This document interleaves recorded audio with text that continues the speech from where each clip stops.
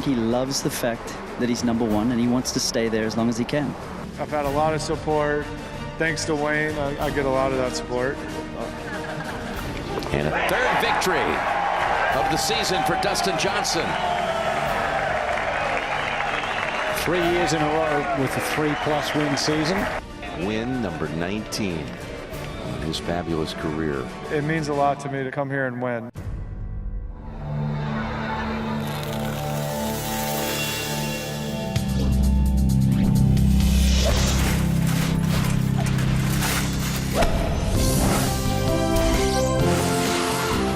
This is Golf Talk Canada, presented by Acura. Acura, precision, crafted performance.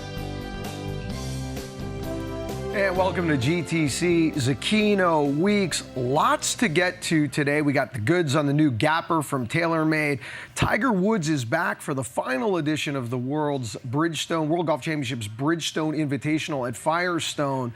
Winners Weird and What is full of good stuff. You do not want to miss 3Dub this week. But Bob, world number one, Dustin Johnson gets it done on Canadian soil in what almost felt like a little bit of a home game for DJ this week. A little bit. Certainly the fans really took him under their wing. That Gretzky connection obviously paying off a little bit, but to go from a miscut at the Open Championship a week earlier into the winner's circle is an amazing performance on a golf course he's been runner-up at twice. Finally got it over the hump. Yeah, and what world number ones are supposed to do is to come to tournaments and lock it down. Let's take a look at how DJ's performance stands up historically.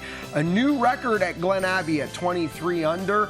Of course, Tiger back in 2000 and Johnny Vegas Blackjack 21 under. As we say goodbye, more than likely, to Glen Abbey on our National Open scale. Bob had an opportunity to go one-on-one with world number one, Dustin Johnson. Dustin Johnson, congratulations. I know this is a trophy that you wanted to raise before. You've come close before. What does it mean for you to get it over the hump and get this victory?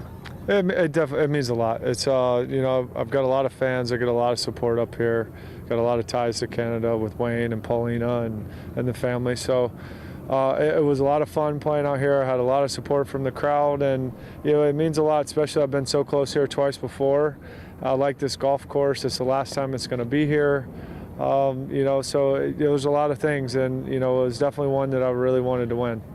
It was a jumbled leaderboard when you started off the day. You got off to a quick start. How important do you think that was in setting the tone and telling the other guys in the field, hey, I'm gonna go low here, you better catch me? Yeah, I mean, this golf course, you need to get off to a good start. There's a lot of birdie holes, and you got to drive it in the fairway, which I felt like I did a really good job of today. Gave myself a lot of opportunities, but yeah, I mean, I knew I was going to have to go out and shoot a good score if I wanted to win. I mean, there was too many guys right around the lead, but I felt like if I could get out and get in front, I'd be tough to catch. You said yesterday that one of your keys was to try and take advantage of the par fives. Finally, in the fourth round, you got all 4 birdies on all par fives. That must have been a real key as well. It was. It was the first time I played the par fives well, as a whole in one day. So that was a big plus, and it was did a lot of things very well today. Hit a lot of greens, had a lot of close looks at birdie. Didn't really make a lot of putts, but I hit good putts, and I did everything very solid, and I was very proud of the way I played today. I know you're the world's number one and you're the best player in the world right now, but can something like this boost your confidence even more? Yeah, it definitely gives me confidence, especially coming off a tough week last week. Playing well this week consistently for 4 days, having 4 really good rounds. The way I feel like I'm swinging my club, I feel like I've got control of the golf ball. I'm controlling the distance very well. I'm driving it good. Definitely gives me a lot of confidence going in for the rest of the year. All right, congratulations once again, Dustin. Thank you. Taking a look at DJ's win since 2008. Nobody with more in the last 10 years, not even Tiger Woods. Now we're approaching Hall of Fame numbers. 19 wins, including a U.S. Open, and he's not even close to done. Multiple international appearances for Ryder Cup, President's Cup. Bob, the thing that amazes me about DJ, and now he's the 7-1 betting favorite this week at Firestone and the early betting favorite at Bellerive for the PGA Championship, is he was lost in the wilderness. He missed the cut at Carnoustie. Earlier this week on the range, I stood with him for about 20-30 minutes at Glen Abbey. They were changing shafts in the driver. They were changing lofts and setup in his TaylorMade M4 driver. He couldn't get the ball to fall right. And all of a sudden, with a flick of a switch, He says, my driving is what led it to me. I put it in the fairway, and he goes from 0 to 100 and blows away the field. Yeah, he was 6th in fairways hit. I mean, he hit 16 of 18 greens in the last round, and you can only do that by putting the ball in the fairway. Very interesting. A couple of the ones that he did miss were even on 16 when he missed the fairway there, he still managed to make a birdie out of it. I also noted that, you know, this year has been a little bit of a struggle with the putter. He's been back and forth trying to find something that gets what he is seeing on the line that he wants to get it on. So alignment has been a bit of an issue for him. He doesn't feel like he's hitting the putt bad. He's just not getting it started on the line that he sees. That seemed to be more or less fixed at RBC Canadian Open. He spent a lot of time working with a number of different little training aids to try and dial that in and improve putting performance for sure. Yeah, he was actually reaching out to the guys at TaylorMade early in the week saying, bring me different putting lines to look at. And they were bringing out multiple models of the Spider with different alignment aids. You know, it's interesting. We always have the conversation, who's the best when they've got it at full throttle? Can anybody beat X? And I think when DJ's got it going, man, if he's got his A-plus game, you're just not going to beat him. With all due respect to Rory McIlroy, until Rory McIlroy cleans up his game inside 120 yards, if DJ's got the A-plus, Bob, this thing's done, right? The thing about Dustin is that really there's not a ton of weaknesses, and the weaknesses he does have with that putter is really not a terrible one. Like, he's not three-putting a ton of times, and when he is missing, he's leaving himself just little tap-in cleanups. So, I mean, he can get even better, and that's a scary thought for everybody in the field. That is scary. Now, speaking of scary, we had a good outings from our Canadians. We had 7 of 21 make the cut, and Mackenzie Hughes walks away with the Rivermead Low Canadian Trophy for 2 years in a row. I know he wants the bigger hardware, but still a good performance at 15 under. Let's hear from Mackenzie Hughes. It's been awesome. The support here all week has been tremendous, and yeah, back-to-back Low Canadian honors is something that, you know, is special. And again, like you said, you know, you're hoping for more when you come here at the start of the week, and you know, you dream of, you know, walking up 18 at Glen Abbey with a one-shot lead, and you know, having a putter in your hand walking up to the green. But yeah, it didn't quite happen this week, but all in all, a great week. Overall, a pretty good performance for our Canadians. I'm not surprised at Mackenzie Hughes. I also had the opportunity to speak with him for PGA Tour Radio immediately following. He wants to upgrade the hardware next year, especially considering we'll be in Hamilton, close to his home of Dundas, Ontario.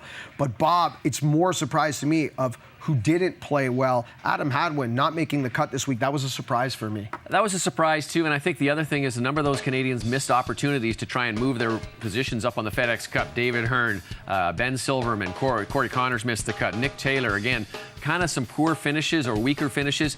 Obviously, there's a lot of pressure on these guys to get themselves inside that top 125, even inside that top 150 to make sure you've got some status for next year. There's only 2 events left for these guys, this week at Reno and the opposite field event, and then again at Wyndham. So it's real crunch time, and you wonder if maybe the grip's getting a little tighter now as they get down to the finish line. They need big starts in those last few events, or it could be a long off season for Team Canada. Let's get going, boys. On the other side, Gapper, the new amazing technology from TaylorMade that's been in the bag the last few weeks. We'll look at it next with Tomo Bystedt. But first, shots of the week on GTC.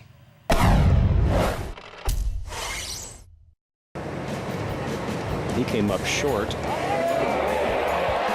Oh! No, he didn't. Not that time. Big time. First birdie of the day. Finally something good happened. Started on a good line. He likes to hit a tight little draw with his irons. Look at this. Oh, there we go. A 2 for Nick Watney.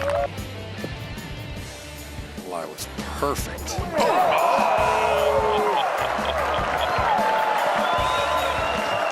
Not too much problem at all. How about that? The shots of the week have been brought to you by Porter Airlines, flying refined. This is Golf Talk Canada, presented by Acura. This segment of GTC is brought to you by Twist Face, designed for straight distance. Only in M3 and M4 from TaylorMade. The new revolutionary product from TaylorMade, the Gapper, trying to fill the hole in your bag as well as the best players in the world's bag. In fact, Tiger Woods had it in the bag at Carnoustie for the Open Championship, and so far, Team TaylorMade has really gravitated to this product. Tomo Bystedt, he's the man behind the product. He was up last week for the Canadian launch. I had the opportunity to speak to Tomo. Back at TaylorMade HQ here in Woodbridge, Ontario, Canada, as well, I'm celebrating the Azzurri winning their first Open Championship still, with Tomo Bicet, who is the Vice President of Product Development, always the man behind the irons, and now transitioning into woods. And I said this tonight during our presentation. Yeah. The timing couldn't be better, Yeah. because this Gapper product that we're celebrating the launch here in Canada that had a great debut at the Open Championship, to me, Tomo, is the transition through someone's bag from irons to their favorite possible metal wood, and trying to figure out what that need is in between. Is that a good setup there? It's a great setup. I mean, basically, it's about that gap in your bag, right, between your kind of longest playable iron, which for a lot of people it can be a 5 or a 6 iron, honestly, and whatever your sort of shortest metal wood is, which is typically a 3 or a 5 wood for most people. I mean, most people have a 3 wood and some people have 5 woods, but there's, even with a 5 wood, a pretty big gap between those two clubs, right? With a 5 iron and a 5 wood, or a 3 wood to a 6 iron even, you're talking, 50-yard gap sometimes. So it is a really important transition and a kind of big hole in a lot of people's bags. And you've stayed down the lines of adjustability and being able to custom kind of fit almost anyone in this product, because you've got a high, a mid, and a low. So you have 3 options to really kind of play more like a rescue club in the high and closer to what a UDI driving iron would be in the low, and then of course the mid in between. But it's more than that, because you have adjustable loft and you have interchangeable shafts. You can almost go any direction with this product. Yeah, one of the things that was a kind of a key discovery for us in developing Gapper was this idea that one size doesn't fit all. We see a lot of different swings out there, a lot of people looking for different things, a lot of different kind of looks give people confidence too. Some people like a little bit bigger footprint, some people like a more of an iron look. And really this whole Gapper product was about kind of really making that transition from your irons upward more seamless. And that's why all these 3 clubs look more iron-like than any of our rescues or hybrids have been in the last few years, because we know that there's performance that we can still put in these clubs, but give people a little bit more of a comfort factor in going more iron-like. And we also know that that's kind of where the tour has gone, right? So a lot of these guys now in tour are using driving irons or long iron replacements instead of using hybrids. And there's so many benefits of workability and things like that at that level as well that's can really come into the design of this product. Now, we were talking earlier about speed foam. This has got speed foam technology in the product. The acoustics are amazing. It feels like there's a lot of pop in the bat in this product. I've had an opportunity to hit it tonight. I was very impressed. We spoke earlier when we did the presentation this evening with Nick Taylor, and I asked you, were you surprised that Nick Taylor went to the high? He loves the high because you automatically assume that it's going to be the low in the tour player's bag, which is what we saw a lot at the debut at the Open Championship. But don't make assumptions, get fitted, and there's something here for everybody. Yeah, and I think that's the cool part about it. This is not a cookie cutter situation where, oh, you're this kind of player, so you play this one. This is going to be all over the map, honestly. So we're going to see, Mark, we're going to see guys on tour playing the high, the mid, and the low. Maybe more lows, to be fair, but still plenty of highs. We've had, in addition to Nick, we've had Bo Hostler, who's worked with us in this last couple of weeks. He loves the high. He's going to maybe play 1 or even 2 in the bag, and that would be amazing. We've had DJ testing the mid, loving the mid, and then we have guys, obviously all those guys at the Open playing the low, and other guys too who are not even, didn't have it, but they loved that early test of it. So we're going to see a really good mix. And then you flip that to the amateur side, which is kind of your point, was with amateurs, this is going to be a huge, huge improvement in this part of their bag, because think about how often they have these shots. I mean, tour players, for them, it's a 220 to 250, 60 shot. But for an amateur, this is a 170 to maybe 210-yard club. Yeah. Man, they have those shots all the time, and that's what's going to really be exciting about seeing how people fit into different clubs and different shaft options. Yeah, we talked about this tonight too. Often products born from the tour, like the TP5, the TP5X, but this one really hits home with the average golfer who's probably playing irons maybe in their bag. They don't need to play like 3 irons and 4 Absolutely. irons. And maybe hybrids that don't fit their games. Yeah, it's been a while since a lot of players, the hybrid market has declined a little, and this product is certainly going to fill the gap. The Gapper. There you go. See how I did that? Yeah. Tomo, thank you so much. And what a great year. What an amazing year for TaylorMade. And this is, not to say the year's over, but what a great cherry on top of Twist Face and Ripcord. We've had so much fun with it, and look forward to seeing you hopefully in December in Carlsbad. Hopefully, yeah. Great. Thanks so much. Thank you, Mark. Always fun catching up with Tomo. Yours truly playing the number 217 in the low is going to be thrown in the bag soon, Bob. Looking forward to that. On the other side, we have fist fights and cameraman abuse. 3-dub winners, weird and what? Closed captioning brought to you by Muskoka Bay Resort. Naturally better living. Visit muskokabayresort.com. This is Golf Talk Canada, presented by Acura. This segment of Golf Talk Canada is brought to you by WeatherTech, Canada's leader in automotive accessories. Oh, we have a good 3-dub for you this week. Winners, weird and what? Been looking forward to this. Bob, tea is yours, sir. All right. My winner this week is Mr. Chris Crisologo, who is the amateur who played so well in this championship. He's from British Columbia, Richmond, British Columbia. This kid is about 5'7", 140 soaking wet, and he hits the ball absolute mile. He had ball speed at 187, which was tops in the field. On Sunday, he hit a drive 364 yards. I love the future for this guy. He actually wanted to compete. He wanted to be in the competition for this, and I think that he's proving to himself that he could probably measure up. He says he has to clean a few things up. He'll get a start in the Canadian Amateur next week at out in British Columbia, Duncan Meadows and Pheasant Glen, and then on to the USM.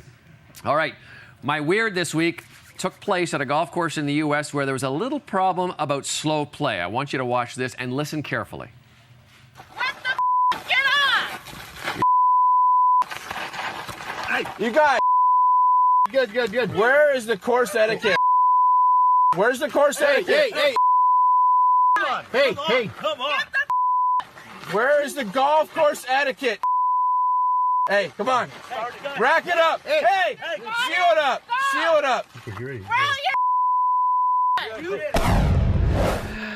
That is, I love that. Where's the course etiquette? There's a full-scale brawl going on. Bob, it's a real shame because other than that, the Weston member guest was a great time. I'm just kidding.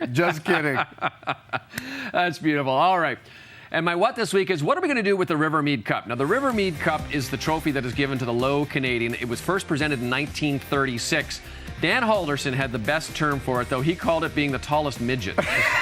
Nobody really wants to be just the low Canadian. They want to win both trophies. And if you win the tournament, you also get that one. Here is Mackenzie Hughes. He said, yeah, it's great. But you know what they wanted to do? Here's a suggestion for Golf Canada next year. Let's put up 25 grand. The winner of the Rivermead Cup not only gets the cup, but he gets to donate that money to the charity of his choice. And I think that would go a long way towards making this a little more palatable to these guys who don't really want to be the singled-out token guy, just being low Canadian. Yeah, that's not a bad idea, Bob. You know, Amanda Bolionis from CBS was kind of with us all there while we were in the pit, and she was shocked by the size of the trophy. She goes, wow, that's a big trophy. Is that a mini Stanley Cup? No, it's not. My winner this week, Bob, Canadian golf fans. We had some rough weather this week in Oakville, and especially on Sunday. Look at the people, Bob, still around the 18th green. Now, normally, this is a typical scene at Glen Abbey. Tons of fan support. We had nearly a 2-hour weather delay on Sunday that you and I were both a part of. And look at the fans that stick around. Thousands of Canadian golf fans supporting the Open Championship, waiting for the final. That's amazing. It says a lot about Canadians and how we love our golf. Attendance was well up, over 80,000 people for the week. I think it's a great sign. And, of course, when you bring out the stars like DJ and he gets in the hunt, shows to show you what happens. Yeah. Now, I love your weird, but my weird this week also is jaw-droppingly ugly. Let's take a look at my weird. This is Patrick Reed from the European Tour this week. You're rattling change in your pocket. That's what I'm pointing at you for. Well, thank you. Stop. Yeah. Okay. All right. You know what? No, I need you all to go over there on that side of the green. Go. You can just walk away. I need camera guy too, since he's part of you. Sorry. He lost privileges by going like that with change. Keep going. I'm not hitting until y'all get the heck out of here. Like, completely out of here. They say Elvis is still alive working at a KFC down south. I think Sevi Ballesteros is working the camera for the European Tour because somebody was rattling change in their pocket. At least the guy with the microphone didn't leave so we could hear what he was saying. That's the best part. Unreal.